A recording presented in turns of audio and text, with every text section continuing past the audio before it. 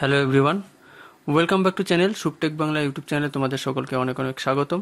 বন্ধুরা, আজকের ভিডিওটা কিন্তু প্রত্যেকের জন্য খুবই হেল্পফুল হতে চলেছে, কেননা পশ্চিমবঙ্গের 23টি জেলায় গ্রাম পঞ্চায়েত কর্মী নিয়োগের বিজ্ঞপ্তি প্রকাশিত হয়েছে, যেখানে আপনারা কিন্তু অনলাইনের মাধ্যমে আবেদন করতে পারবেন। তবে এই ক্ষেত্রে আপনাদের বলে দেওয়া প্রয়োজন, ভিডিও শুরুতেই বলে দিচ্ছি, আপনারা যারা আবেদন করবেন সেটা কিন্তু আপনাদের নিজে থেকেই অ্যাপ্লাই করতে হবে, কেননা এটা কিন্তু আপনি অন্যান্য চাকরির মতো নয় যে আপনি কোথাও গিয়ে করবেন, সেই ক্ষেত্রে কোনো রকম সমস্যা হতে পারে। যার জন্য এই ভিডিওটা থেকে আপনারা ডিটেলসটা জেনে নিন যে কীভাবে অ্যাপ্লাই করতে হবে। এটা হলো পঞ্চায়েতের রিক্রুটমেন্ট, ঠিক আছে, যেখানে সম্পূর্ণ 23টি জেলাভিত্তিক কিন্তু পঞ্চায়েতের রিক্রুটমেন্ট রিলিজ হবে, যেখান থেকে আপন এই অবস্থায় আপনাদের প্রথমে প্রোফাইল একটা বানাতে হবে। সেই প্রোফাইল কিভাবে বানাবেন থেকে শুরু করে আপনাদের প্রোফাইল বানাতে গেলে রেজিস্ট্রেশন করতে হবে, সেই রেজিস্ট্রেশনটা কীভাবে করবেন, এবং সেই রেজিস্ট্রেশন করবার পরে আপনাদের লগ ইন করতে হবে। লগ ইন পদ্ধতির পরবর্তীতে আপনাদের আবেদন পদ্ধতি আলাদাভাবে থাকবে। তো সম্পূর্ণ বিষয়টা কিন্তু আমরা এই ভিডিওতে কভার করব। ভিডিওর ডিউরেশন একটু বড় হতে পারে, বিস্তারিত জানতে অবশ্যই সব থেকে শুরু থেকে শেষ পর্যন্ত কিন্তু ভিডিওটা দেখতে হবে। তো চলুন আর কথা না বাড়িয়ে আমরা ভিডিওটা শুরু করছি। ভিডিওটা শুরু করবার আগে একটা রিকোয়েস্ট, আপনারা যারা এখনও চ্যানেলটিকে সাবস্ক্রাইব করেননি অবশ্যই চ্যানেলটিকে সাবস্ক্রাইব করে দিও, এবং পাশে দেওয়া বেলটির অল নোটিফিকেশনটি ক্লিক করতে ভুলবেন না। তো প্রথমে আপনাদের যেটা করতে হবে, আপনাদের অফিসিয়াল ওয়েবসাইট চলে আসতে হবে। তবে সেই অফিসিয়াল ওয়েবসাইট আসবার আগে একটা ছোট্ট হেডলাইন একটা বেরিয়েছে একটা নিউজ পোর্টালে, সেটার থেকে আমি আপনাদের প্রথমে বিষয়টা বলে দিই এই চাকরির বিষয়ে, যেটা হলো পশ্চিমবঙ্গ সরকারের পঞ্চায়েত এবং গ্রাম উন্নয়ন দপ্তরের পক্ষ থেকে ত্রিস্তরীয় পঞ্চায়েত ব্যবস্থার বিভিন্ন বিভাগের প্রায় 19 প্রকার শূন্য পদে কর্মী নিয়োগের বিজ্ঞপ্তি প্রকাশ হয়েছিল। এই নিয়োগ প্রক্রিয়া সম্পন্ন করবার জন্য West Bengal panchayat recruitment management system, যে অর্থাৎ এটা কিন্তু একটা পোর্টাল ওপেন করা হয়েছে, যেটার শর্ট হলো WBPRMS, যেটার ফুল ফর্মটা হলো West Bengal panchayat recruitment management system, ঠিক আছে। এই নামে একটা কিন্তু পোর্টাল লঞ্চ করা হয়েছে। সেই পোর্টাল থেকে আপনাদের ডিটেলসটা কিন্তু জানাবো কিভাবে আপনাদের কি কি করতে হবে। সংশ্লিষ্ট পোর্টালে আবেদনকারীরা নিজেদের রেজিস্ট্রেশন প্রক্রিয়া সম্পন্ন করবার পর শূন্যপদের ভিত্তিতে আবেদন জানাতে পারবেন। আবেদন পদ্ধতি সম্পর্কিত বিস্তারিত তথ্য আজকে এই ভিডিওতে আপনাদের জানাবো। তো চলুন আমরা ভিডিওটা শুরু করছি। আপনাদের প্রথমে চলে আসতে হবে WBPRMS অফিসিয়াল ওয়েবসাইটে। তো সেখানে আসবার পরে আপনাদের সামনে এরকম একটা ইন্টারফেস আসবে, যেটা আপনারা দেখতে পাচ্ছেন। সেখানে বেশ কিছু কিন্তু লিঙ্ক শো করবে। আপনাদের কি করতে হবে, প্রথমেই যে লিঙ্কটা শো হচ্ছে যেটা পঞ্চায়েত রিক্রুটমেন্ট, সেটাতে ক্লিক করবেন। সেটাতে ক্লিক করবার সাথে সাথেই আপনাদের কিছুটা সময় নেবার পরে একটা ওয়েবসাইট ওপেন হবে, যেখানে প্রথমেই সাইটটা ওপেন হওয়ার সাথে সাথেই আপনাদের কিন্তু একটা পপ আপ আসবে। যেই পপ আপটা একটু দেখে নেবেন। বিশেষ নির্দেশিকা, বর্তমানে এই পোর্টাল শুধুমাত্র রেজিস্ট্রেশন ও প্রোফাইল সম্পন্ন করার প্রক্রিয়া চলছে। আগামী দিনে ডিস্ট্রিক্ট লেভেল সিলেকশন কমিটি অর্থাৎ DLSC তাদের নিজ নিজ শূন্যপদ বিজ্ঞাপনের মাধ্যমে ঘোষণা করলে আবেদন করবার প্রক্রিয়া শুরু হবে। নিয়মিত আপডেটের জন্য পোর্টালটিতে নজর রাখতে অনুরোধ করা হচ্ছে। তো এখান থেকে আমরা খুব সহজেই বুঝতে পারছি এই মুহূর্তে আপনারা কেবলমাত্র রেজিস্ট্রেশন করতে পারবেন এবং প্রোফাইলটাকে আপলোড করে কমপ্লিট করতে পারবেন।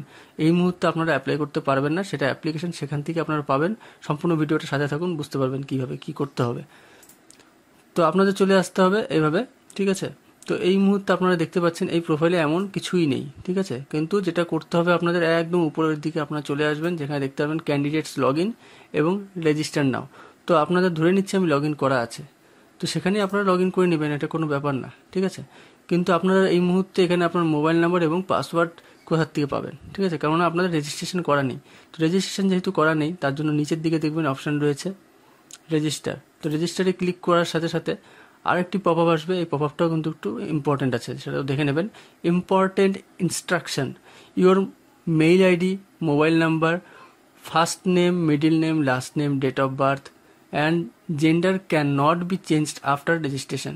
So kindly fill the registration form with proper and correct information. তো এটা থেকে আমরা কি বুঝতে পারলাম, যে আপনাদের কি কি এখানে রেজিস্ট্রেশন করবার জন্য দরকার পড়বে, সেগুলো এখানে নামগুলো কিন্তু উল্লেখ করা রয়েছে, এবং সাথে বলা হয়েছে যে আপনারা যে মোবাইল নাম্বার এবং মেইল আইডি দেবেন সেটা কিন্তু আর পরবর্তীতে চেঞ্জ করা যাবে না, ঠিক আছে। যার জন্য অবশ্যই প্রপার অ্যান্ড কারেক্ট ইনফরমেশনভাবে কিন্তু আপনারা এটা করবেন।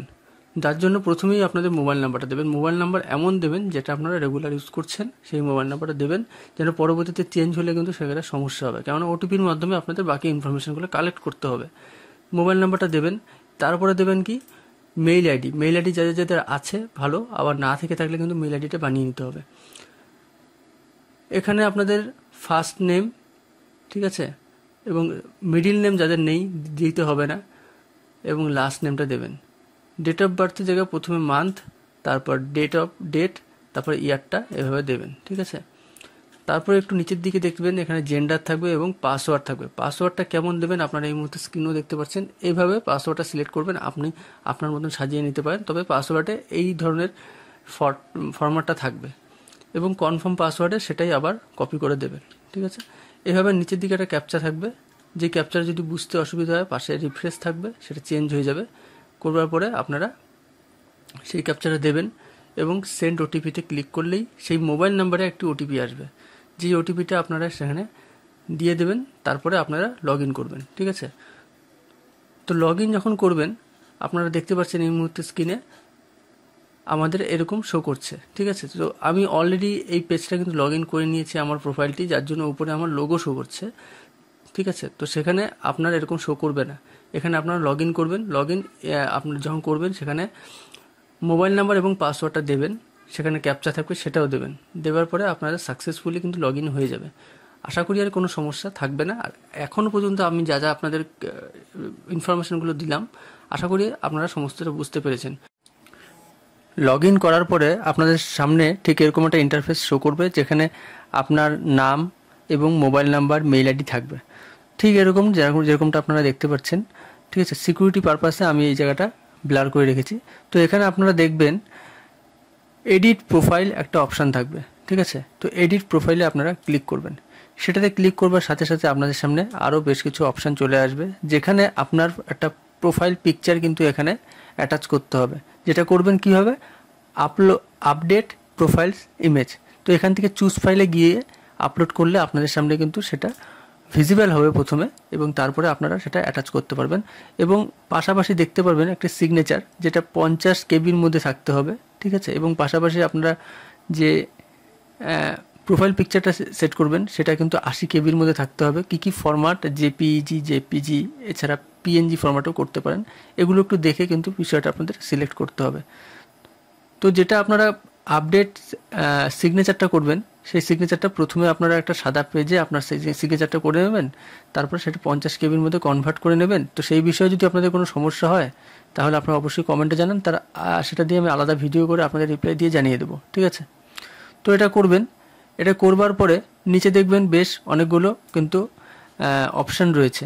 সেই অপশানগুলো আপনাদের একে একে করে আপডেট করতে হবে, যেখানে প্রথমে থাকবে জেনারেল ইনফরমেশন, তারপরে communication, social information, identity card, family information, permanent address এবং কমিউনিকেশন অ্যাড্রেস, ঠিক আছে, এইভাবে। এবং তার নিচে আপনাদের দেখতে পারবেন এখানে যে বাকি অপশনগুলো থাকবে, সেখানে আপনাদের কোয়ালিফিকেশান ডিটেলসগুলো কিন্তু সেট করতে হবে। এখানে যে 8 পাসের সেটা এখানে বলা রয়েছে, class 8 exam details, if class 10th details are entered this is not required. তো এখানে যদি আপনাদের কোনো কারণবশত 8 পাসের কোনো সার্টিফিকেট না থেকে থাকে তাহলে কোনো সমস্যা হবে না, কিন্তু ক্লাস 10 এছাড়া যদি এইচএস পাস করে থাকেন 10+2 হিসেবে, সেগুলো কিন্তু সেট করতে হবে। তো এখানে এগুলো একে একে করবেন কিভাবে, সেখানে জাস্ট এখানে সিলেক্ট করবেন জেনারেল ইনফরমেশন, আমি দেখিয়ে দিচ্ছি। এখানে দেখবেন first name, last name, gender, এগুলো আপনাদের কিন্তু সেট প্রথম অবস্থায় থাকবে না, তো আমি করেছি জন্য এখানে থাকবে। তো এটা যদি আপনারা এখানে ডিটেলসগুলো সেট করতে চান, সেক্ষেত্রে কী করতে হবে, উপরে দেখবেন একটা পেন্সিল চিহ্ন থাকবে, যেখানে আপনাদের এডিট অপশানে ক্লিক করলেই এখানে একটা পপ আপ চলে আসবে, যেই পপ আপের মাধ্যমে আপনাদের সমস্ত ডিটেলসগুলো ফিল করে এখানে সেভ থাকবে, সেই সেভটা করে দেবেন, ঠিক আছে। তাহলে আপনাদের এভাবে হয়ে যাবে। তারপরে কমিউনিকেশান থাকবে, প্রত্যেকটি আলাদা আলাদা কিন্তু থাকবে। কমিউনিকেশান এখানে আপনার মোবাইল নাম্বার এবং মেইল আইডি। তারপর সোশ্যাল ইনফরমেশান আপনাদের রিলিজিয়নটা দেবেন, ঠিক আছে, হিন্দু, মুসলিম এছাড়া যেসব থাকবে রিলিজিয়ন আপনারা সিলেক্ট করবেন। আপনি কোন ক্যাটাগরির, SC, ST, general, OBC, general, এগুলো আপনি সেট করবেন। তারপরে আইডেন্টিটি কার্ডে সিলেক্ট করবেন, যেখানে আইডি কার্ড টাইপটা আপনি প্যান কার্ড দিতে পারেন, আধার কার্ড, ভোটার কার্ড এবং কার্ড নাম্বারটা দিতে হবে। ঠিক আছে। এখানে সব কিছু যখন আপনি চেঞ্জ করবেন সেটা কিন্তু উপরে একটা পেন্সিল চিহ্ন থাকবে, সেখানে আপনি করবেন। এবং তারপরে ফ্যামিলি ইনফরমেশনটা আপনি দেবেন, সেখানে ফাদার্স নেম, ঠিক আছে, এবং মাদার্স নেম এভাবে দেবেন। এবং তারপরে পার্মানেন্ট অ্যাড্রেস এবং কমিউনিকেশন অ্যাড্রেস দুটো কিন্তু সেম হবে, তবে আপনার ক্ষেত্রে আলাদা হলে এটা আপনি দেবেন। আপনার কি পার্মানেন্ট অ্যাড্রেস, আপনি কোথায় থাকছেন, address, state, city, village, nearest railway station, এগুলো সব কিছু দেবেন। এবং থাকবে country, district, police station, post code, ঠিক আছে, এবং পোস্ট অফিস, এগুলো দেবেন। তারপরে দেখবেন নিচে কমিউনিকেশন অ্যাড্রেস থাকবে, সেটাও কিন্তু আপনি এটাও দিতে পারেন, ঠিক আছে। তারপর এখানে বলা হচ্ছে 8 পাসের আপনার যদি না থেকে থাকে, সে যদি থেকে থাকে সেটাও দিতে পারেন, কোনো সমস্যা নেই, ঠিক আছে। এবং এখানে 10th ক্লাস এক্সাম ডিটেলসটা দেবেন, আপনার মাধ্যমিকের যে ডিটেলসটা, কোন বোর্ডের হয়ে আপনি দিয়েছেন সেটা সিলেক্ট করবেন, এবং কোন স্ট্রিমের হয়ে পার্সেন্টেজ কত এসেছিল, এবং কোর্স স্ট্যান্ডার্ড কী ছিল, ঠিক আছে, এবং ইয়ার অফ পাসিং, কোন ইয়ারে আপনি এইচএস দিয়েছেন সেটা দেবেন, এবং গ্রেড কত, রেজাল্ট গ্রেড কত ছিল সেটা দেবেন। ডিপ্লোমা করা থাকলে সেটা দিতে পারেন, এবং যেটা করা থাকবে অর্থাৎ আপনাদের যা যা লাগবে এগুলো আপনারা নিজে, কোনো রকম সমস্যা হলে আপনারা কমেন্টে জানান। এটা নিয়ে আমি বেশি সময় নষ্ট করব না, কারণ এটা এমন খুবই সাধারণ একটা বিষয়, এগুলো নিয়ে আপনাদের কোনো আলাদাভাবে বলার কোনো বিষয় নেই। তবে কোনো রকম সমস্যা হলে অবশ্যই আমি থাকছি, সেখানে আপনাদের হেল্প করব। এবং আপনারা কি করবেন, এই যে এখানে এটা করে ফেললেন এবং নিচে দেখবেন উপর সবার উপরে আপলোড একটি অপশান রয়েছে, সেই আপলোড অপশানে এখানে ডকুমেন্টস শো করবে, লিস্ট অফ ডকুমেন্টস, ঠিক আছে, যেখানে আপনাদের ডকুমেন্টটা আপনারা এখানে কিন্তু অ্যাটাচ করতে হবে। তো আইডেন্টি প্রুফ, যেহেতু আমি প্যান কার্ড সিলেক্ট করেছিলাম ওখানে, তার জন্য আমাকে প্যান কার্ডটা এখানে সিলেক্ট করতে, আমাকে ডকুমেন্ট ফিজিক্যাল কপি এখানে ইমেজ স্বরূপ দিতে হবে। এবং ক্লাস 10 অ্যাডমিট কার্ড, যেখানে এইজ মেনশন করা থাকবে, ক্লাস 8 পাস সার্টিফিকেট হলেও চলবে।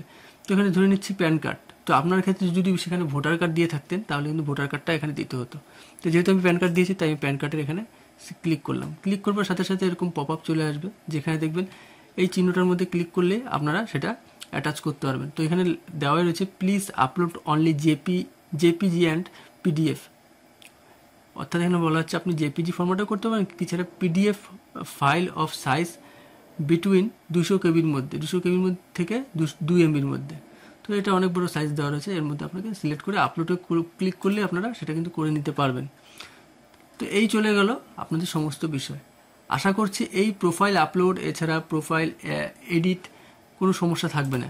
তো আপনারা চলে আসবেন সরাসরি হোম পেজে, হোমের মধ্যে ক্লিক করবার সাথে সাথে দেখবেন আবার পূর্বের যে অবস্থানটা ছিল সেখানে কিন্তু সেরকম আবার ফিরে আসবে।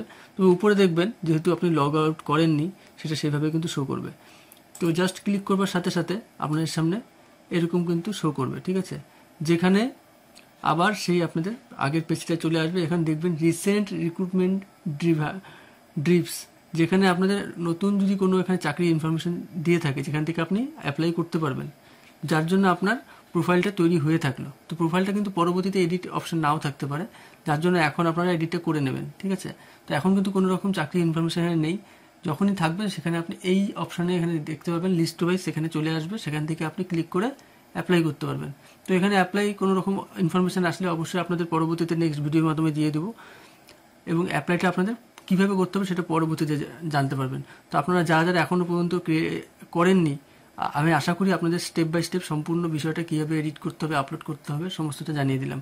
কোনো রকম প্রশ্ন থাকলে অবশ্যই কমেন্ট সেকশনে কমেন্ট করে জানান, এবং সম্পূর্ণ ভিডিওটা দেখার জন্য অসংখ্য ধন্যবাদ।